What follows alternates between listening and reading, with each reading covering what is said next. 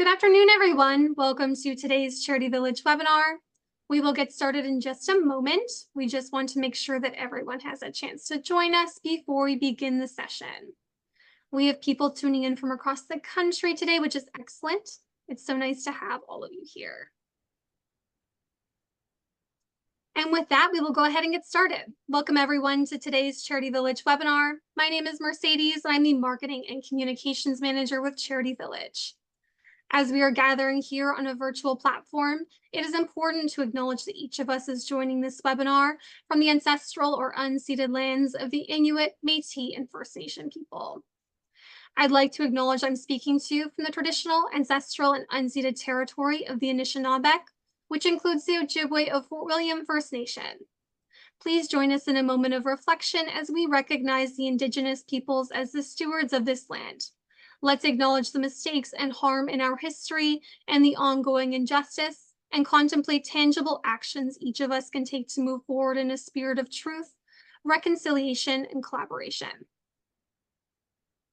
For those who may be joining a Charity Village webinar for the first time, Charity Village is Canada's largest online job board for the nonprofit sector. In addition to our online job board, organizations can also post volunteer positions. So if you are looking for work or to recruit talent in the sector, Charity Village is a great place to start. We also have a ton of excellent resources for nonprofit professionals, including online courses, articles, fundraising tools, and free webinars like the one we are presenting today. Before we start today's webinar, I would like to quickly run through some housekeeping items. You may have noticed when you joined the webinar that you were automatically put on mute. Since we have hundreds of participants in today's session, it is important for us to minimize the amount of background noise so that everyone can clearly hear the presentation. But you can still ask questions and make comments using the question box at the bottom of the Zoom control panel. Look for that at the bottom of your screen. You can also email your questions to webinars@charityvillage.com.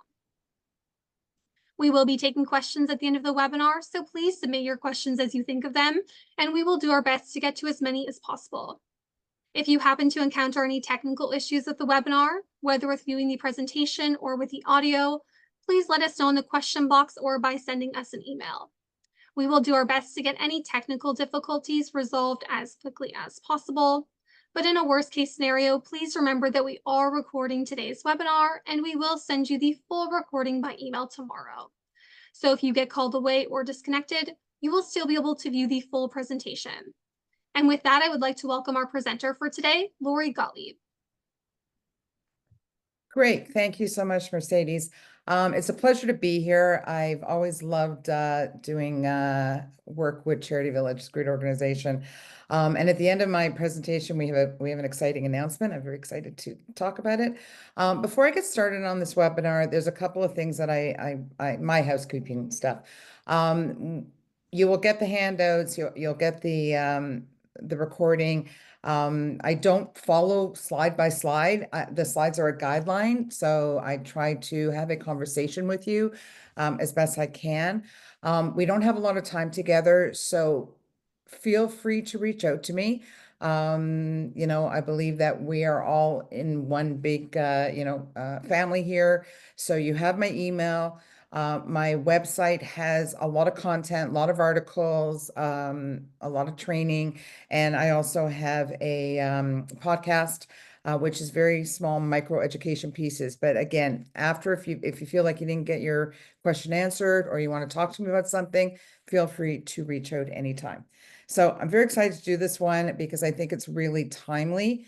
Sorry, of course, my slide is the one that doesn't work. So really, I know that some people are working from home, some people are not working from home, some people have cats on their heads right now, some people are feeding the dog. We are in a new normal. And we need to recognize that it's not just us, but our volunteers as well are looking for different things now coming out of the pandemic.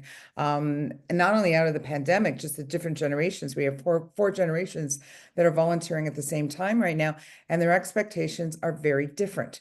So this workshop is about, it's refresh or reboot. So coming out of this workshop, think about what you really need to change and what just needs tweaking, what's low hanging fruit, what can you do quickly. And so one of the homework assignments for you afterwards is look at, what do you want to do in the short term, in the medium term, and the long term. So when you come out of this, think about things that, we really need to look at this piece, or we could just tweak this. So I'm pretty much going to talk about the volunteer management cycle, but I'm going to pull out snippets of it that I think we need to look at in a very different lens. So emerging trends, what are we dealing with right now? And we've seen a lot of research over the last couple of years.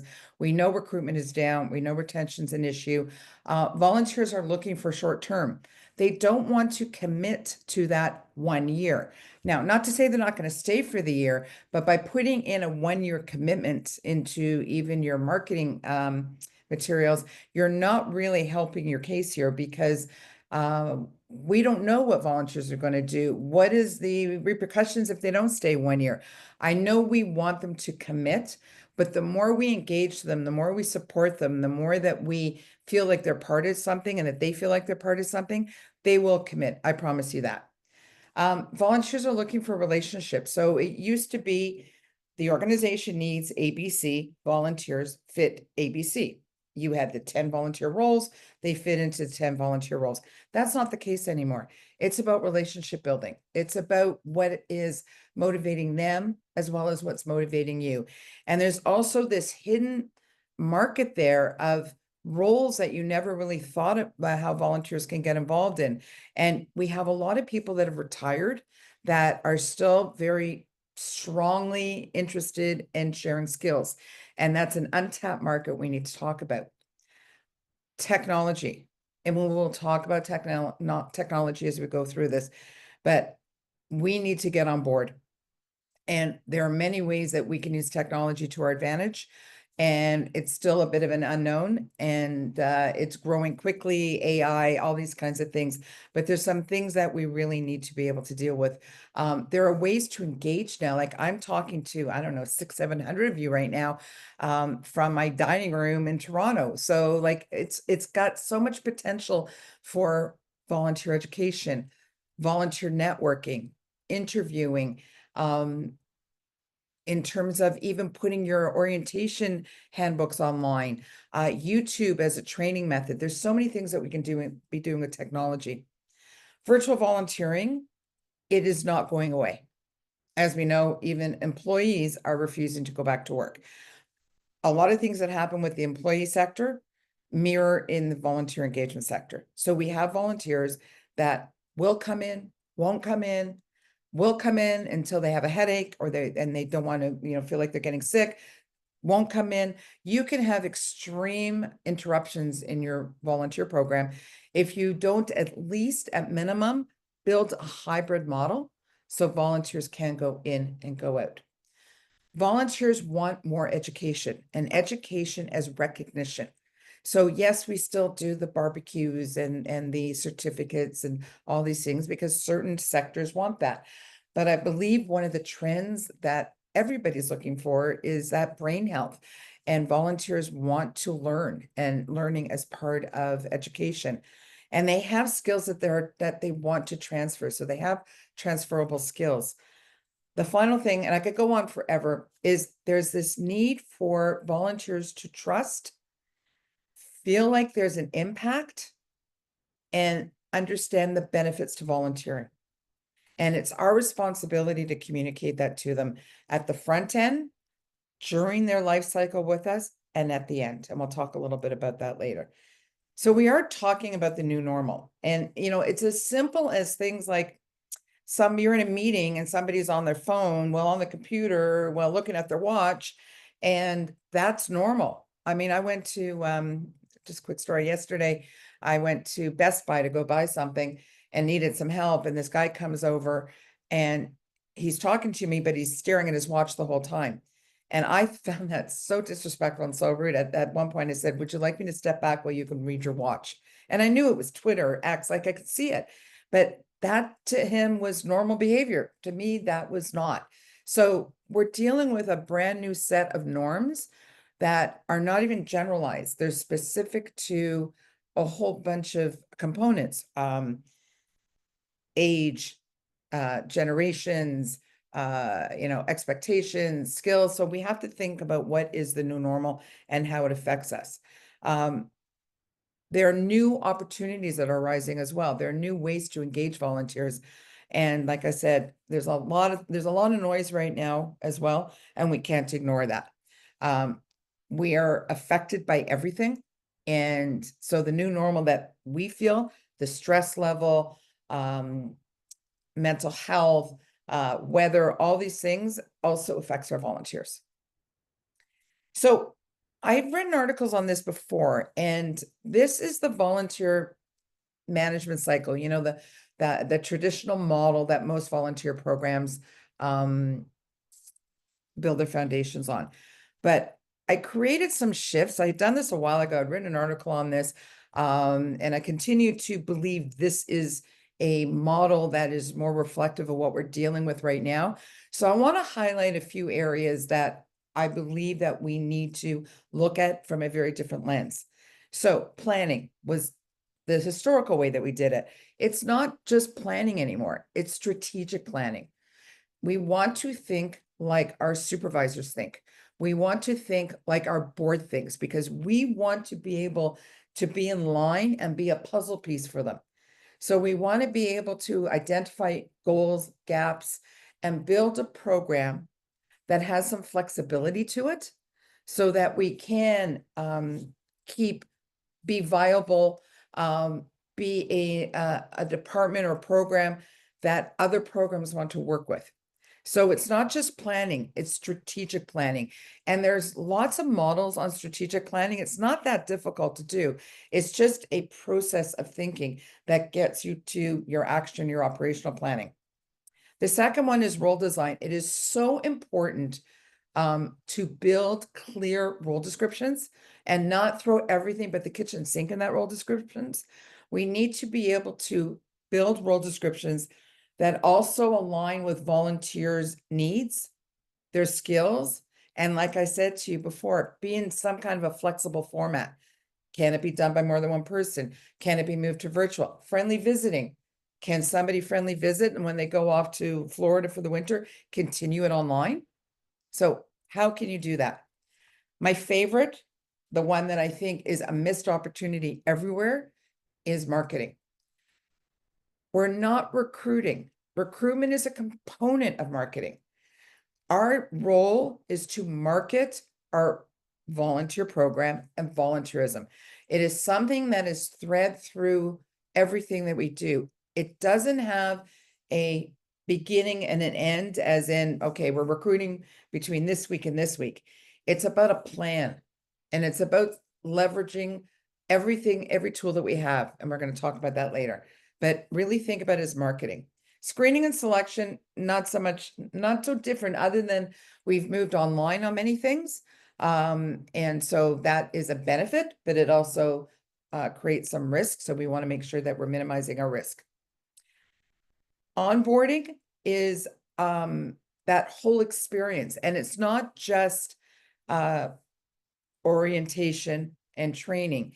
It's about building that relationship. So looking at things, examples such as they do the orientation and the method you can do the orientation. There's so many ways you can do it now. And then you do your job specific training, but then you engage. So you check in after a month, you check in after 2 months, you make sure that they're fully engaged and feel like they're part of the team. And that's part of the onboarding. And then they move to retention and support. So historically, this would have been called supervision. So yes, maybe you're supervising volunteers, maybe a program supervising volunteers, maybe another staff member supervising. I get that, and I'm not removing that component of it, but the volunteer program, or your role, is to continue to build those relationships, gather feedback, pivot, note issues, and support your volunteers through the life cycle to the point where they leave.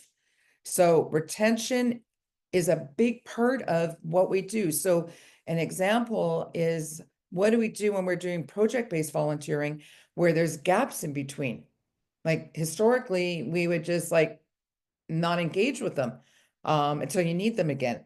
Retention is about continuously building that relationship and keeping that relationship going. Maybe it's a monthly virtual coffee chat with other volunteers. Maybe it's about building a mentorship or coaching program to retain volunteers. And recognition is grown exponentially.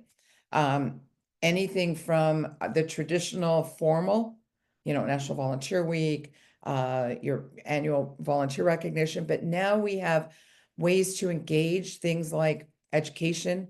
There's ways to celebrate by activities such as badges. I don't know if you guys know what badges are, but they're basically electronic certificates that then they can put on their LinkedIn page. There's lots of ways to recognize. And as well, recognition is not a one-way street. So even asking for feedback, opinions, that's part of recognition. So we have to look at recognition bigger than just, the once or twice or 3 times a year, or once they leave, they get a letter, a thank you letter. There are different ways to do that, and it's part of a planning process. And then the final section is evaluating. How do you know how well you're doing?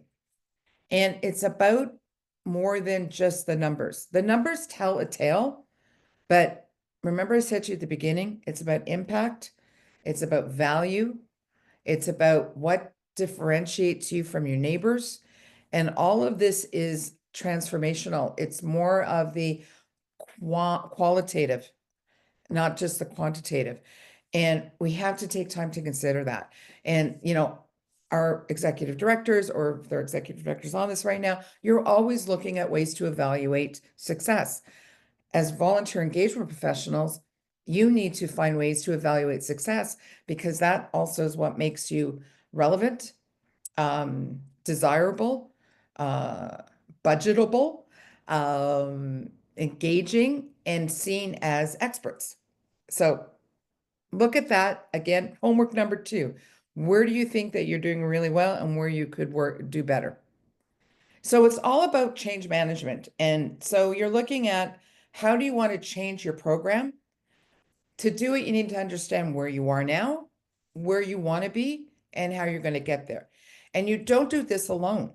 So you are talking to your networks, to your internal people. I always say volunteer programs are octopuses. Octopus. You have your tentacles everywhere. And that to me is a successful volunteer program when you're engaged in all different facets of both internal as well as external. So consider what you want to change and how you want to change and when you want to do the change. So we're looking at, are there things that you need to just shift that are easy shifting? For examples, taking your volunteer orientation handbook and putting it online, putting it on your website. How secretive are we these days? I don't believe that many of the stuff that we do is so territorial that we can't share it online and do a volunteer portal of resources that are on the volunteer page that anybody can look at. So are there things that we can shift?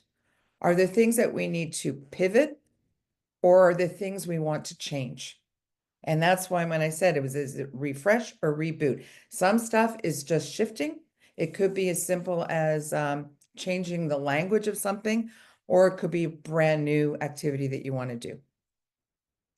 So think about, and again, you're going to get all this, so, I'm not going to read it verbatim, but take the time to rethink your volunteer program. Ask other people. What we see is one perspective and one lens, but ask your volunteers, when was the last time you sent a survey out to your volunteers and said, what are we doing great? How could we support you better? And do these as open-ended, right? Asking questions like 1 to 5, you're always going to get 3.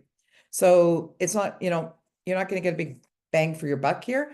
So you want to think about how you can be innovative. And I believe that volunteer programs, again, and this is why I love this field, and I've been in it for more than 30 years, is that it's a happy field. It has potential to move around quickly. It is responsive, but it also can be proactive. And we saw it during COVID. We saw how things had to change. There were community centers that completely went dark. And, arising from that, the Phoenix were online activities. And I think that was the beginning of something that added a second layer to community engagement that is still there. So that was very innovative, but it was innovated by necessity. So now you have to look at what is innovated that gets you a seat at the table, right? That you're supporting your members, your clients, your stakeholders, as well as your volunteers, right? So ask people, how can we do better? What's missing? What are we doing great? And don't wait too long to do that. So one of the first things is we don't really recognize or understand or take the time to realize who our networks are. How are we connected to people?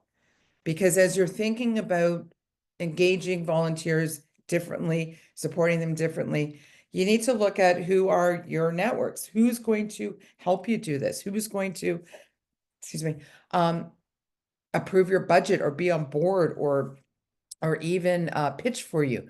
You know, it's all about the relationship building. I remember one organization I was working for where I was running the Toronto program and then the Ontario program, and I pitched, or it took me a long time to build a national umbrella program, and it was getting the right people and having those conversations. Eventually we got it done. But if you don't ask for it, you don't have those conversations, it's not going to happen.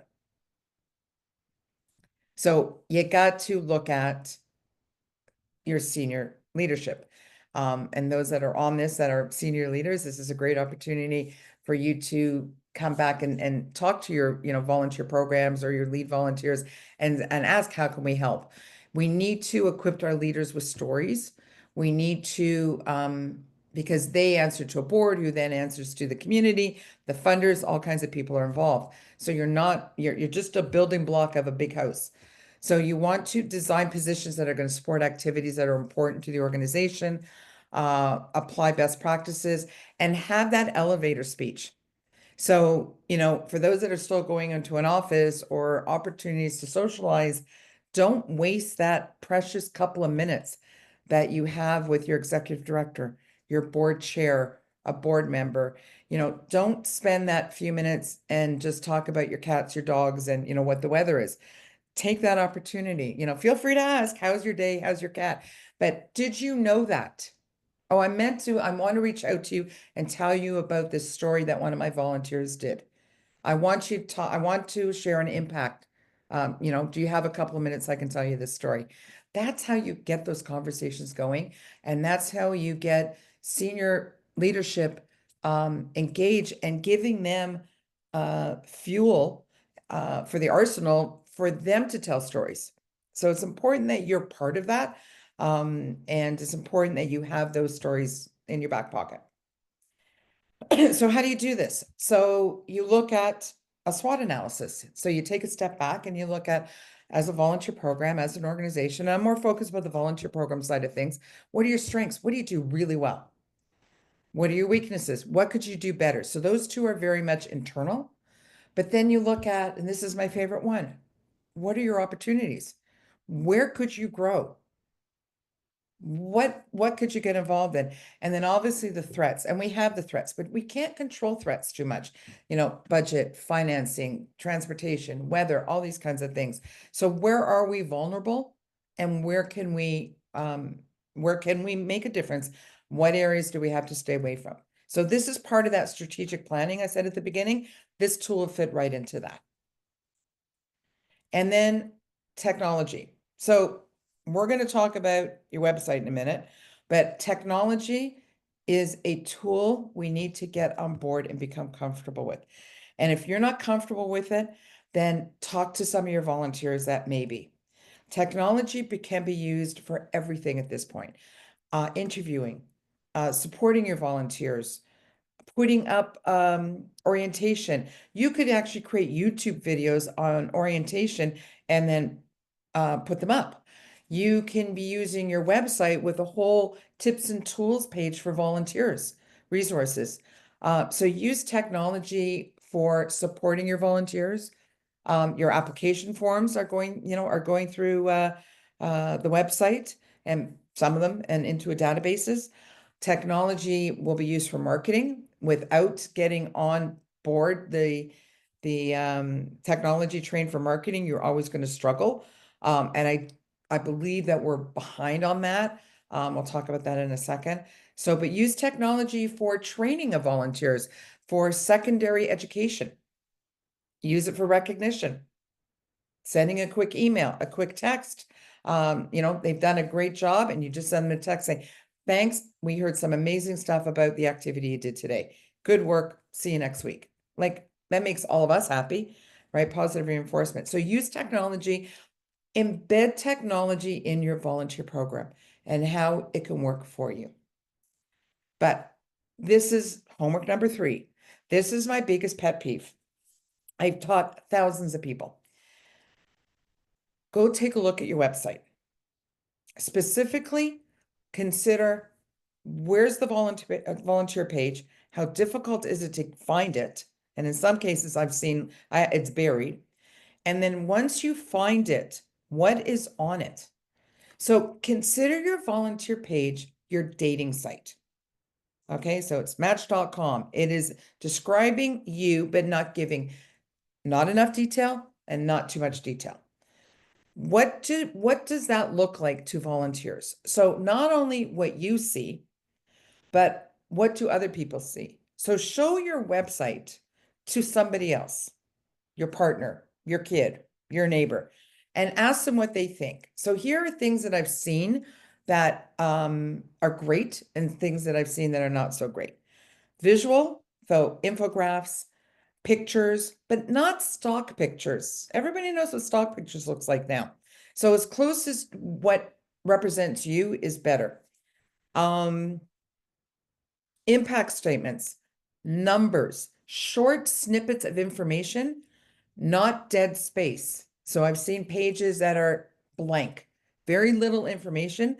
That is real estate. You could build 5 houses on that page. So build 5 houses on that page. You want to make sure that it's going to be something that's going to tease them enough to want to dig further. So what not to put on there? First of all, don't put on something that's generic and then contact volunteer services at. Okay, we're beyond that at this point. Give them something. Talk about the benefits of volunteering. Talk about the value of volunteering. Again, visual, pictures, color, really important. Role descriptions. Okay, again, this is my pet peeve. If you're applying to volunteer and you're doing, remember, your website is a Google search. So people are going, I think I want to volunteer as a dog walker, and they're going to click on dog walker. What they don't want is a 4-page role description of what they can and cannot do. That's the next step. So you can take your role description, but create a marketing blurb, something that's going to make them want to click in. And I get it if there are a couple of things that are very important, like don't even bother applying if you don't have this. So I get that, but do it in a way that's still attractive. So I don't want to see large role descriptions, but I also don't want to see one-liners. Be a driver, contact volunteer services. That's nothing. That's not enough. The other thing is I don't want to see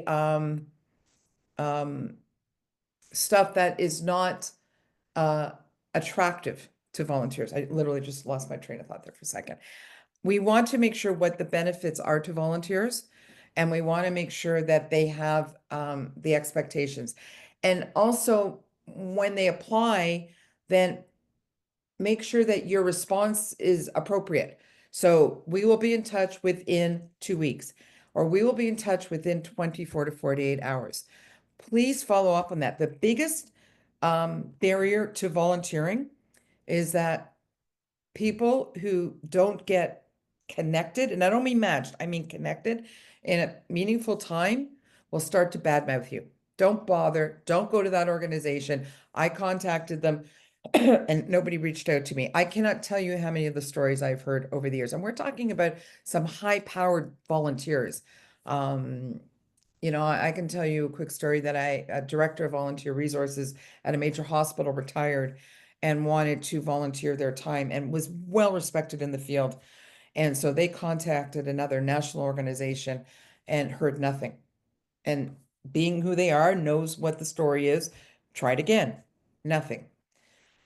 Tried again, nothing. Finally, went to, I do believe, the board list and reached out to a board member, nothing.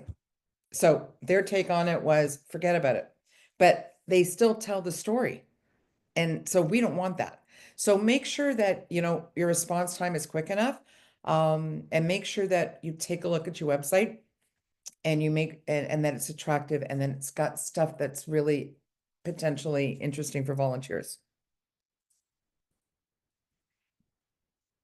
As we consider where we're going, we need to think about these things. And there's lots of research that we have all seen, that the Volunteer Canada's done, that Volunteer Toronto's done, that other organizations have done, that Charity Village has done, that this is what people are looking for. They want more project focused. They want things that are potentially time limited, so they don't feel like I can't commit because I don't know what my life is going to be like. None of us know what our lives are going to be like at this point, but we want to be able to provide that potential flexibility. That we are not that, well, if you're not showing up every Monday, between 3 and 5, you can't volunteer for us. Those days are gone. And I know you need to fill in those roles, and I get it. But then you have to think about, okay, we still need to fill those, but what about all these interesting people that are reaching out to us? Is there a way that we can do this in a flexible way? Could it be a group of people that work together that fill that 3 to 5 spot? We need to consider opportunities for leadership, succession planning. Where can we build volunteers? And as I've mentioned to you many times, that virtual space and looking at different markets of ways that we have engaged volunteers. So there's the opportunity here to create new roles, and those new roles are really important. So like I said, virtual, hybrid, but now focusing on skill-based volunteering. So again, historically, the majority of volunteer roles were, these are the 10 things we have, fit into those 10 things, and then 10% of our volunteers may get an opportunity to do something that is based on their skills. From a volunteer perspective, this is flipping. They want to use their skills. So how can we best incorporate their skills? All right, so consider unique, interesting volunteer roles.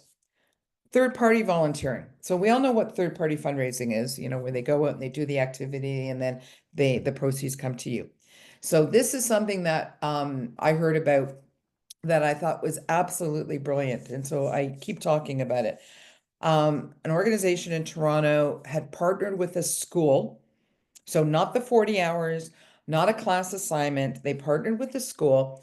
And what they were doing was and it was a seniors organization, during the hockey season, the school, they set up dates based on the hockey schedule that the class or the group of people, I don't believe it was a class, I think it was like almost a club, that they would set up at the school all of the banners, decorations. So let's say Toronto is playing Vancouver, the decorations for each team, games that they could be playing, in tandem.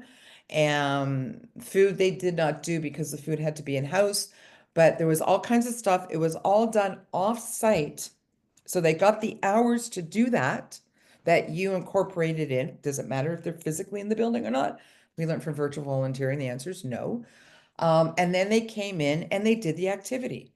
And so I consider that third-party volunteering, and that's what I think is a great way to think about volunteerism.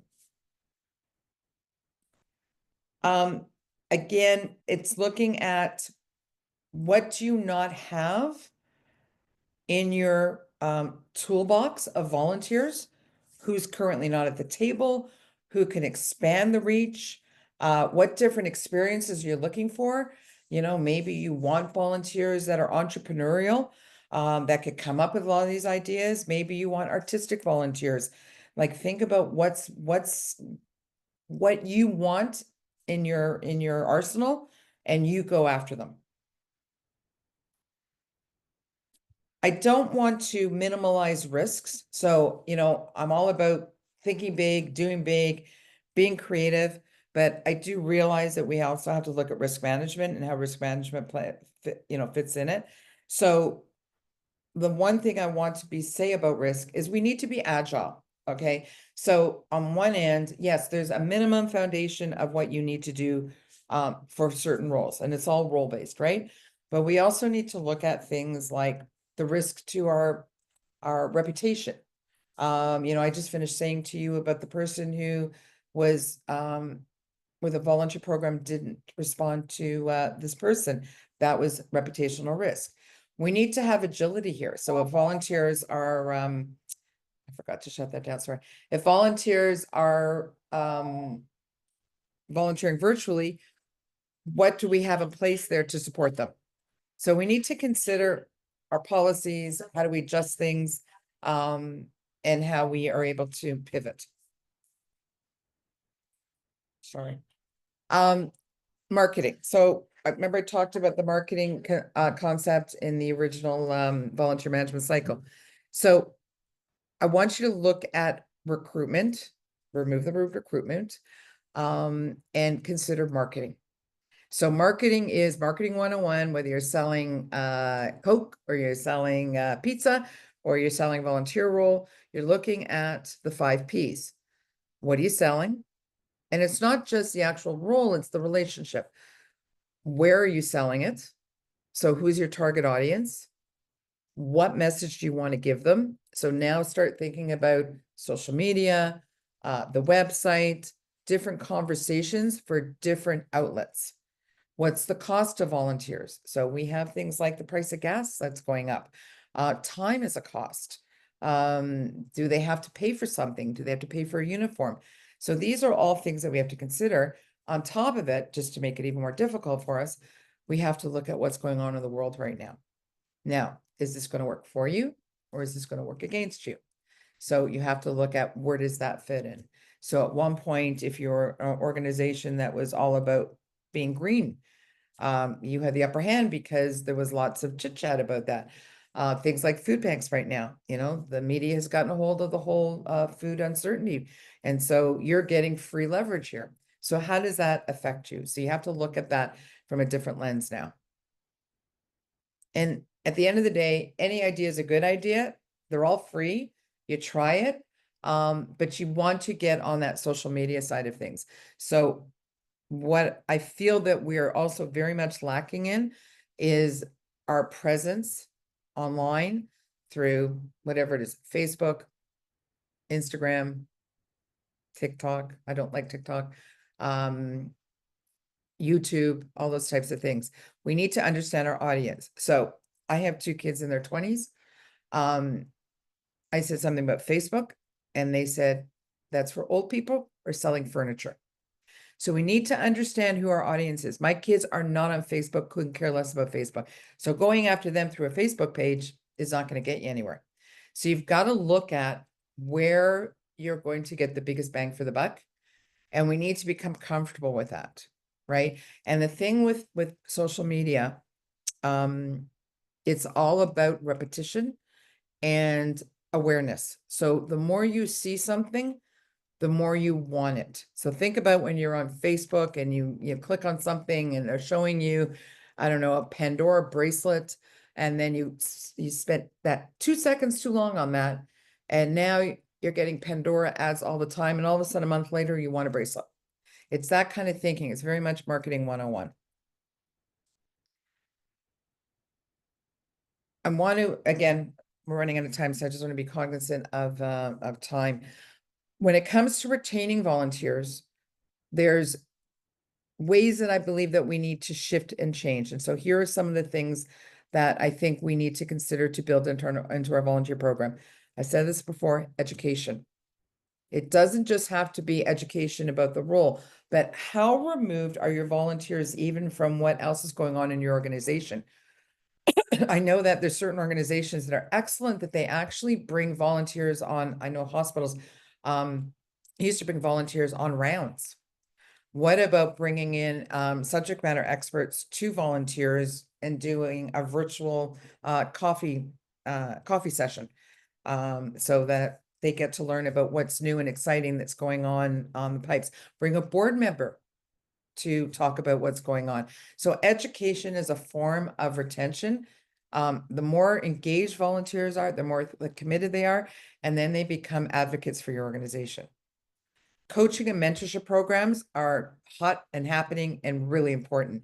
There is a opportunity for knowledge transfer from those that are leaving their volunteer program to those that are coming in. And this is a great opportunity for volunteers to continue to be retained, but also transfer knowledge. And then what do perks look like for you guys? So what can you do that are just little things that make a difference? So consider that as part of your planning. I've given you a slide on mentorship and coaching, so you can have this as a tool. If you don't have a mentorship program, it's something I would consider building. There's a lot of resources out there, but it's a great way to also create continuity and band volunteers together. Okay. Recognition. A couple more things I want to talk about before we go to questions. Again, there's formal and informal. I believe recognition is ongoing, especially if you've got databases or volunteer management systems that allow you to automatically put in things, newsletters, quick tips, connecting, telling stories, reflecting on activities, giving them numbers. A lot of volunteers have said they don't know what the impact is. They really don't know how they made a difference when something happened. So let's say you're doing an event. After the event, say, because of the 3 hours that you provided, we were able to do ABC. So consider different forms of recognition and different levels of recognition and understand who your audience is. Like I said to you before, it's something like badging, look it up. It's very cool. They get these like online certificates and they can add it to their, especially in LinkedIn, there's actually a section now for badges and they can add it in. Their online courses. It doesn't even have to be your online course. You could just create a link page on your website for volunteers of up and coming things that they may be interested in, right? As well as webinars and just time to chat. Remember I told you feedback, that whole 360 concept is very important for volunteer programs moving forward. Things move quickly and not quickly at the same time. And then don't forget the evaluation, because the evaluation component is really important. How do you know where you want to go if you don't know where you've been? How do you know you're successful? What is it beyond the numbers that you can create that then you can use that to tell the stories and share with even your internal audience? So something like a volunteer management temperature update, where you can send to all your staff, board of directors, executive director, of what you're proud of. You know, do a 6 month, it's almost like a report card, right? And create a way to dazzle with that. And finally, just a couple of thoughts because I want to give you time. You want to think about how you can make the organization better. What is low-hanging fruit for you guys? What can you do easily? What can volunteers do to help you? We're great at giving volunteers to other people, but what can we do? How can you be an influence? And the fact that you're doing webinars like this is fantastic because maybe 1 or 2 things will come out, but those little seeds will grow into something. So, which then makes you an influencer, right? How are you going to solve the problems that you have? Who can help you do it? We're all in this together. And how can you contribute to the whole? So I'm going to leave you with one last thought after these. I do all these webinars all over the place and I never not quite know what happens with them. So I kind of challenge you at the end and go like, what can we do about this course we took? I don't know. What do you think? I don't know. Is there anybody we can ask? So I challenge you to be the conduit of change, right? And if I can help you in any way, if you have any questions, feel free. So I have one last thing to do before I open it up to questions. And I'm so excited about this. Charity Village is about to launch an e-learning volunteer management course. Okay, I've had the privilege of working with them on this and building it. And so it is going to be self-directed. Can't give you much. It's coming very soon. As you can tell, I'm thrilled to pieces. This has been a couple years in the making. And, you know, I think it's important for everybody, for even volunteers to take this, boards of directors, everybody. So I just want you to know that it's coming. And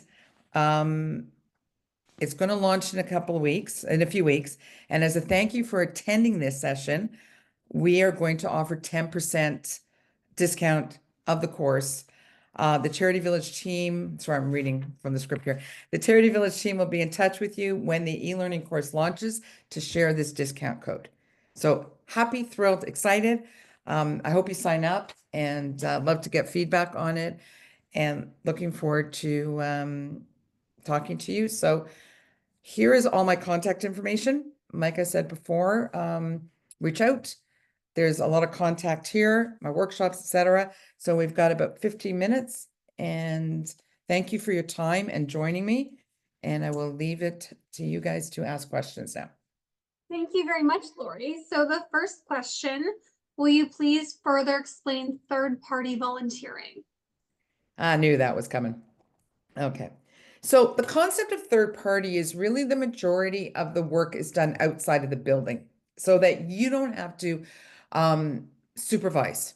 So when I think about the third party concept, I think about it that it's being driven by a third party. So it could be the teacher and that group of volunteers come up with an idea, present you with the idea, you approve the idea, and they go off and do it with very little assistance from you or supervision from you in the development of the idea. They then bring the idea to the location, the program, and deliver it. But when I say the third party, the majority of it is done outside of your scope, so you don't have to spend a lot of time supervising it. So they can do the plan. It could be like an art workshop. They do all the planning, they create the plan, they get they create the examples, they create the schedule, all outside of your scope. And then they bring it to you, you know, and all you have to do is provide the clients, the room, the time frame, and they go ahead and deliver it. So it's the majority of the work done outside of your need to spend time supervising it. I hope that makes Perfect, sense. thank you. And the next question, will you please comment on some of the legal issues associated with volunteering, including liability, criminal record checks, and director's liabilities insurance? That's an awfully big question. And it's really difficult to answer that question in the few minutes I have. So when you say comment, I mean, I believe in risk management. Do not get me wrong. I think it's very important that we minimize risk, but we to the point of our due diligence. So I'm not going to get involved in that the board question, because there is a lot of resources and your bylaws are very clear and conscript as to what you have to do. So whoever that is, feel free to reach out to me outside of this. But we do our due diligence, but I also find that we need to be a little bit more flexible in some of our policies, procedures. Like I've done a lot of review of organizational policies, and I've seen everything but the kitchen sink in there. But here's the interesting part. 90% of the time, the volunteers don't even see the policies. They're sitting on in a computer of the resource department, but they don't actually read that full policy. They get the handbook. So to answer your question, I think, I believe that risk is important, minimizing risk, doing our due diligence, you know, do no harm. There are legislative that we follow, and that's, again, has to happen, accessibility, AODA, all those things, human rights and so forth. But my point with the policies is that we want to make sure that we're doing a risk analysis, and that we're not putting too many barriers onto volunteering unnecessarily. I hope that helped. Whoever it is, feel free to reach out to me if there's something specific. Great, thank you, Lori. And the next question, what are the best ways to build relationships among volunteers in a virtual environment? Oh, opportunities for chatting, like create a a series of coffee times, like volunteers, especially virtually. I believe they want to connect. I was at a conference recently, and wait a minute, it may have been Charity Village's conference, where we had like this opportunity to get together and just chat. There's all these amazing platforms that you can use to do it. But I think if you build in at basic level, even a opportunity to learn where volunteers can be together and create, all you have to do is send a Zoom link, and there you go. But you got to plan it. It's got to be something you need to plan. So things like education, um, asking for feedback. So creating an opportunity to ask some questions that are led by you and to get some feedback. You can do things go to that next level and do a book club or things like teaching knitting.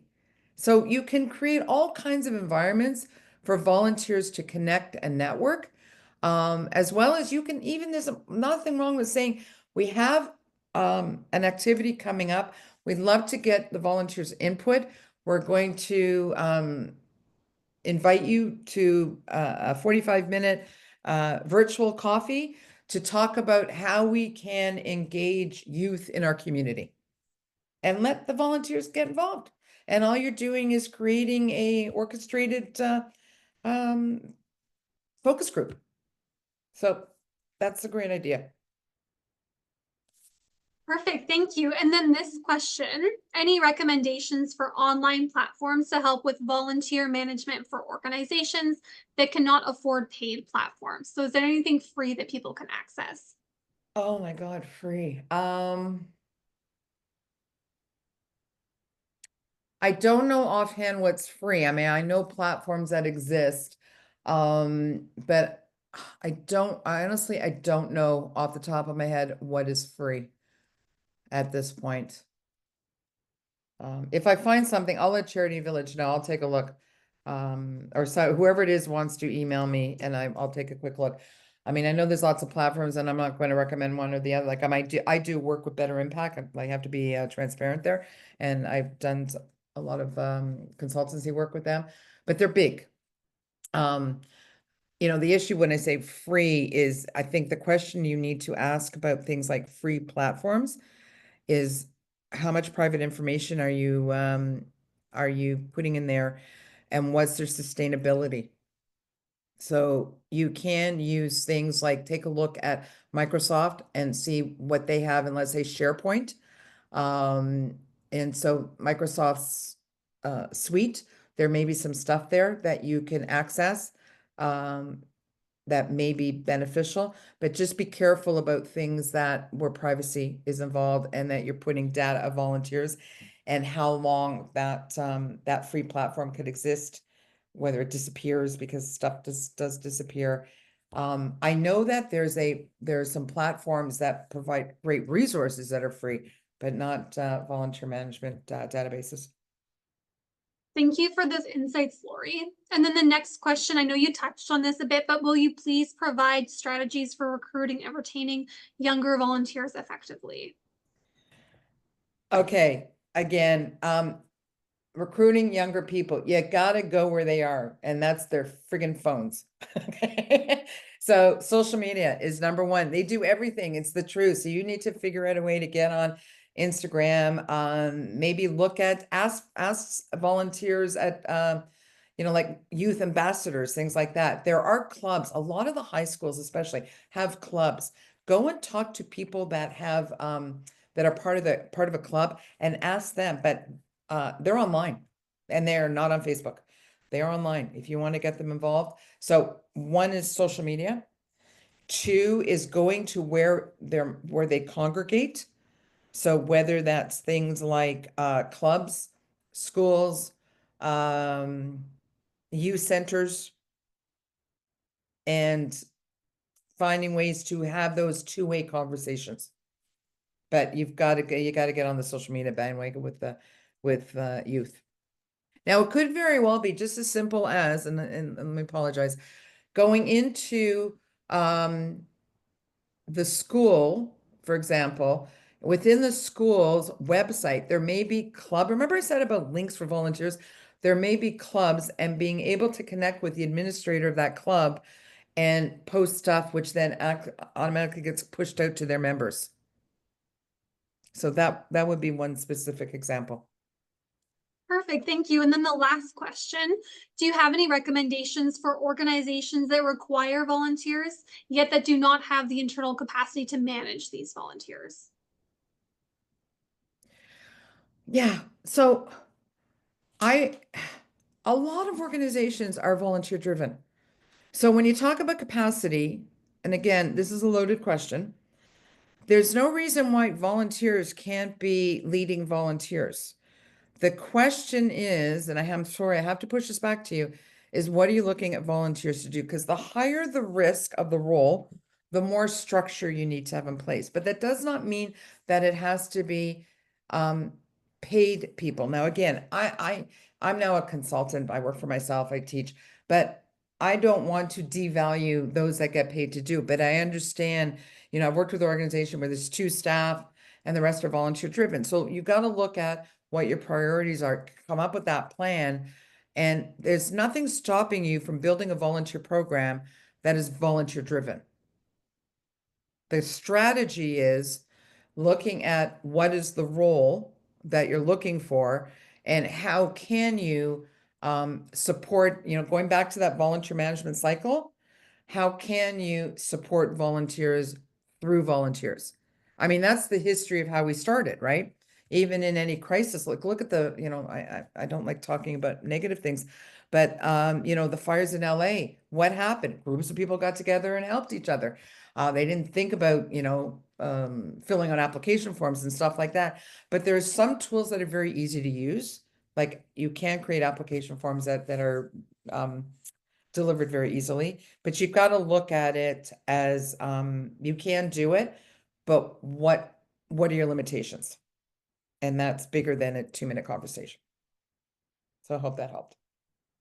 Perfect. Thank you very much for presenting such an informative webinar today, Lori. Do you happen to have any final comments before we sign off? No, I hope this was helpful. I'm putting back the back course because I think that's going to be even more helpful.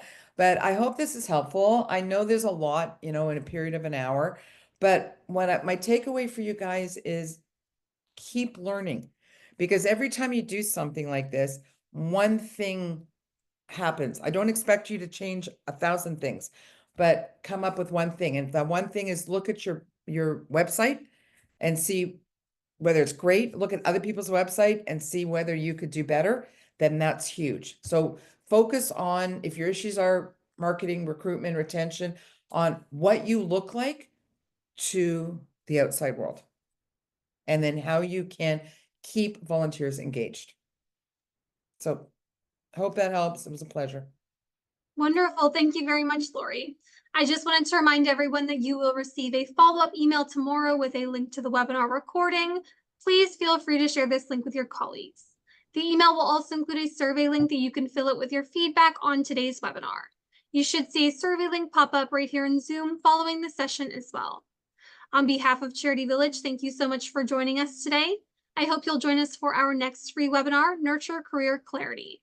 You can find more information on this and all of our upcoming webinars at charityvillage.com/webinars.